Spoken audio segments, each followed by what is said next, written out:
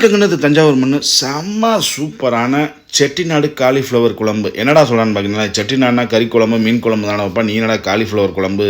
வீடியோவை ஸ்கிப் பண்ணாமல் பாருங்க, செம்ம சூப்பராக இருக்கும். இதை நீங்கள் ஒரு தடவை வீட்டில் வச்சு சாப்பிட்டு பார்த்தீங்கன்னா அவ்வளோ அருமையாக இருக்கும். அது இந்த புரட்டாசி மாதம் இந்த விரதம் எடுக்கும் போது மாலை போட்டிருக்கும் போதெல்லாம் அந்த குழம்பு வச்சு கொடுத்தீங்கன்னா அப்படியே டிட்டோ அப்படியே கறி குழம்பு மாதிரியே இருக்கும்.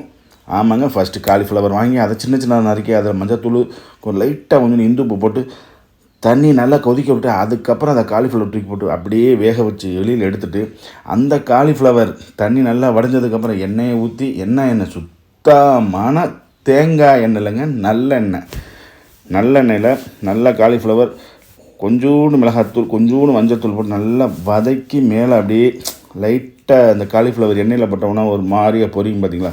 அதுக்கப்புறம் எடுத்து பிளேட்டில் வச்சுட்டு அதோடய சேர்ந்து தேவையான மசாலா எல்லாம் போட்டு அரைச்சி எடுத்து அப்படியே அடுப்பில் கூட்டி வச்சா நம்ம செட்டிநாடு ஸ்டைலு காலிஃப்ளவர் குழம்பு ரெடி ஆயிரும். இதை எடுத்து அப்படியே உங்கள் வீட்டில் இருக்கவங்க கொடுத்தா எப்படி தெரியுமா சாப்பிடுவாங்க?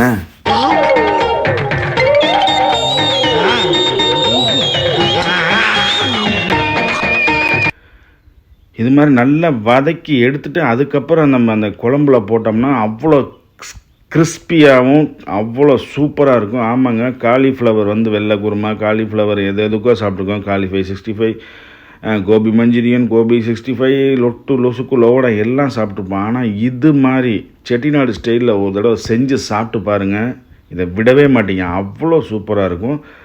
ஆமாம், மசாலாவுக்கு தேவையானதெல்லாம் கொஞ்சோண்டு சோம்பு, பட்டை, கிராம்பு, ஏலக்காய், சீரகம் இதெல்லாம் போட்டு பெரிய வெங்காயம், பூண்டு எவ்வளோ வேணாலும் போட்டுக்கலாம், இஞ்சி பூண்டு எல்லாத்தையும் போட்டு நல்லா பேஸ்ட் மாதிரி அரைச்சி எடுத்துக்குங்க.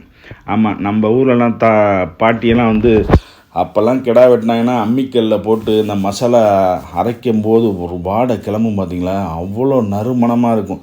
மதியானம் 2 மணிக்கு சாப்பிட்றதுக்கு காலையில் 8 மணிக்கேருந்தே அந்த ஆட்டுக்கல்லை டடக்குன்னு ஆட்டி எப்படி ஆட்டுக்கல்லை ஆட்டி அந்த குழம்பு சாப்பிட்ட காலம்லாம் ஒரு சொர்க்கம்னே சொல்லுவோம். ஆனால் இப்போ அப்படியா, இப்படிங்கிறதுக்குள்ளே நூடுல்ஸு, இப்படிங்கிறதுக்குள்ளே ஃப்ரைட் ரைஸுங்கன்னு ரொம்ப கலிகாலம் ஆகிப்போச்சுங்க. கூடா நட்பு கேடாய முடிங்கிற மாதிரி தேவையில்லாத பொருள்லாம் உடம்புல சேர்த்துக்கிட்டு இருந்தான். என்னைக்காச்சும் ஒரு நாள் ஊதிடுவேன் ஆண்டவன் பெருசாக.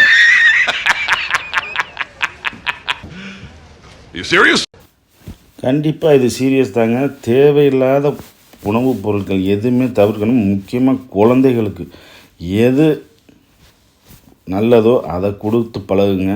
அதே மாதிரி இந்த செட்டிநாடு காலிஃப்ளவர் குழம்பு ஒரு தடவை வச்சு பார்த்து சாப்பிட்டுட்டு நம்ம கமெண்ட் செக்ஷனில் ஒரு கமெண்டை தட்டி விடுங்க, உங்கள் ஃப்ரெண்ட்ஸுக்கு ஷேர் பண்ணி விடுங்க. நல்லா வதக்கிடணும், தேங்காய் போட்டு நல்லா வதக்கி எடுத்துட்டு அதே மாதிரி மிக்சியில் ஆட்டும்போது எப்போதுமே ஆற வச்சு ஆட்டுங்க, அதான் நல்லது. அப்படியே வதக்கின குழம்பு அதில் ஊற்றி அப்படியே குழம்பு அந்த பேஸ்ட்டை ஊற்றி அப்படியே நல்லா கொதித்து வர தருவாயில் இந்த காலிஃப்ளவர் பார்த்திங்களா எப்படி இருக்குது பாருங்கள், பார்க்கும்போதே அவ்வளோ சூப்பராக இருக்குது. இந்த காலிஃப்ளவரை உள்ளே இறக்குனோம்னா செட்டிநாடு காலிஃப்ளவர் குழம்பு ரெடி. சாதத்தை வடிக்கிறோம், குன்னூர் புடலங்காய் ஃப்ரையோடு சேர்த்து சாப்பிட்டோம்னா, என்னடா குன்னூர் புடலங்காய் ஃப்ரைன்னு பார்த்தீங்களா, நீங்கள் புடலங்காய் எப்படி வேணாலும் சாப்பிட்டுக்கலாம், ஆனால் இப்படி சாப்பிட்ருக்கீங்களா அப்படிங்கிறத மட்டும் கமெண்ட் செக்ஷனில் போஸ்ட் பண்ணுங்கள். சூப்பராக காலிஃப்ளவர் வந்துச்சு. அதுக்கு மேலே அப்படியே லைட்டாக மல்லி தலையை போட்டு இறக்கி வச்சிட வேண்டியதான். அடுத்து ஒரு செம்ம சூப்பரான ஒரு சைட்ஸ் தான் பார்க்க போகிறோம். ஆமாங்க, குன்னூர் குடமிளகா கேள்விப்படுறீங்க, என்னடா குன்னூர் புடலங்காய் ஃப்ரை பார்க்குறீங்களா? சிம்பிள் தான், எல்லாம் அந்த குடமிளகா மாதிரியே தான். அப்படியே ரவுண்டாக வெட்டி வச்சுக்கணும் புடலங்காயை. தேவையான பொருள் கடலை மாவு, காஷ்மீரி சில்லி, இஞ்சி பூண்டு பேஸ்ட்டு, கொஞ்சோண்டு கார்ன்ஃப்ளவர், அதுக்கப்புறம் உப்பு. ஆமாம், லைட்டாக மைதா மாவு இருந்தால் போட்டுக்குங்க, இல்லாட்டி அது தேவையே கிடையாது.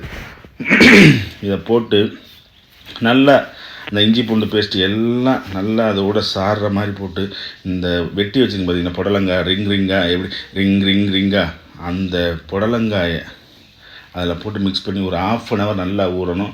புடலங்காய் நார்ச்சத்து நிறைந்தது. ஏகப்பட்ட விஷயத்துக்கு அந்த புடலங்காய் ரொம்ப ரொம்ப ரொம்ப நல்லது. தூக்கம் வரலையா, நாள் மதியானம் புடலங்காய் சாப்பிட்டு பாருங்கள், அன்றைக்கி நைட்டு தூக்கம் எப்படி வருதுன்னு தெரியுமா உங்களுக்கு? என்னடி சொல்ற? நீ என்ன சொல்ற? அப்படியே இந்த சில்லி சிக்கன், கோபி 65, இது குடமிளகா, பிரெட் பஜ்ஜி அந்த பதத்துக்கு இல்லாமல் கொஞ்சம் தண்ணி லைட்டாக தெளித்து மட்டும் இது பண்ணிட்டு அப்படியே வெட்டி வச்சுருந்த அந்த புடலங்காயை அதோடு மிக்ஸ் பண்ணிவிட்டு இங்கே பாருங்கள் எப்படி என் பொண்டாட்டி சூப்பராக மிக்ஸ் பண்ணுறா பாருங்கள். இப்படி நீங்கள் மிக்ஸ் பண்ணிவிட்டு கொஞ்சம் நேரம் அப்படியே ஊற வச்சுருங்க. செம்ம சூப்பராக இருக்கும்.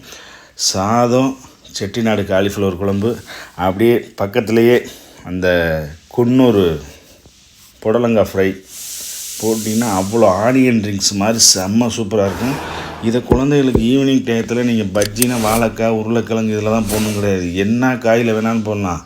புடலங்காயில் போடலாம், பீக்கங்காயில் போடலாம், பாகக்காயில் போடலாம். எல்லாமே ஹெல்த்துக்கு நல்லது. நீங்கள் யூஸ் பண்ணுற எண்ணெய் மட்டும் செக்கில் ஆட்டின சுத்தமான எண்ணெயை யூஸ் பண்ணிடுங்க. அழகாக பொரிஞ்சு வந்துருச்சு. அதை அப்படியே தட்டில் எடுத்து வச்சு நம்ம சாப்பிட வேண்டியதான். நம்ம வீடியோ பிடிச்சா லைக் பண்ணுங்கள், ஷேர் பண்ணுங்கள், கமெண்ட் பண்ணுங்கள். மறக்காமல் பெல் ஐக்கானை கிளிக் பண்ணிட்டு நம்ம சேனலை சப்ஸ்கிரைப் பண்ணி விடுங்க. நீங்கள் சப்ஸ்கிரைப் பண்ணால் தான் உங்களோட ஃப்ரெண்ட்ஸுக்கு அதை அப்படியே நோட்டிஃபிகேஷனில் போகும். நம்மளோட சேனல் க்ரோத் ஆகிறதுக்கு இது ஒரு வழிவகை செய்யும். தயவு செய்து நம்ம சேனலை சப்ஸ்கிரைப் பண்ணிவிட்டு பாருங்கள். கழுவி ஊற்றுறாருன்னா நீ சொல்கிறது தப்புனா அது கமெண்ட் செக்ஷனில் போஸ்ட் பண்ணுங்கள்.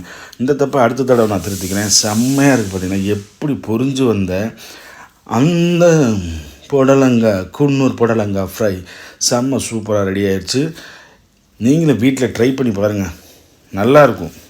ட்ரை பண்ணி பார்த்துட்டு நீங்கள் கமெண்ட் செக்ஷனில் போஸ்ட் பண்ணுங்கள். நெக்ஸ்ட் வீடியோவில் செம்ம சூப்பராக மீட் பண்ணலாம். பாய். வணக்கம். எல்லாரும் மறக்காம பைந்தமிழ் விளாக்ஸ் சேனலை வந்துக்கிட்டு சப்ஸ்கிரைபரு, கமெண்டு, அப்புறம் லைக்கு, ஷேரு எல்லாத்தையும் பண்ணி விட்ருங்க. நன்றி, வணக்கம்.